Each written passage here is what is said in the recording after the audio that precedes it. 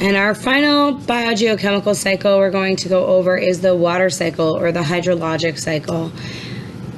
And I hope that everyone at this point in your life knows at least the basics of the water cycle.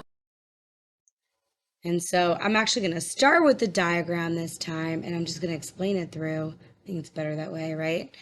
I'll start with groundwater. So let's take a look at the lake, right? So you have surface waters where water is evaporating out up into the atmosphere. Those droplets of water get condensed or go through condensation where they end up being liquid, and it gathers and gathers and gathers until it comes on down into precipitation. So whatever that precipitation looks like. So rain, sleet, hail, snow, fog, right? All those things are considered precipitation. That precipitation comes down onto land. And once it comes down onto land, that water moves through the earth. And so once you have infiltration where water comes into the soil, that water percolates, it goes down through the earth and may ultimately end up in groundwater. And the groundwater is where, right, water is in the ground. And a lot of us get water from groundwater, really, really important source of fresh water for humans. So that groundwater moves as well. It's like not as fast as a river, but like an underground river. And that can discharge into oceans, into lakes, into rivers, whatever it may be. And so, right, all of that is just constantly cycling through. Now, of course, organisms such as humans, right, but animals and plants are taking water up. And so we are, obviously, this isn't on here, but we are taking water and we ultimately excrete water as well, whether it's through sweat or through urine. And plants also take water up through their bodies and ultimately let it go through transpiration. And a word that I want to throw in there that's not on this slide is evapotranspiration. So evapotranspiration is where the plants are transpiring and that water that's coming out of them is getting evaporated off.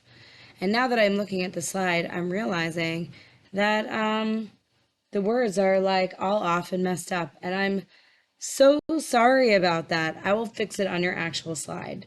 And I'm not going to re-record this. So there you go. Right, we as humans, we have a huge demand for water. We have so little water that's actually available to us, fresh water, because the majority of water on Earth is actually in the oceans, and that is not usable for us. And even if we take the salt out, that takes so much energy. So really the amount of fresh water that's available to us is so little, but we use it so much, whether it's for consumption, like just drinking, municipal use, so, street cleaning or whatever it may be.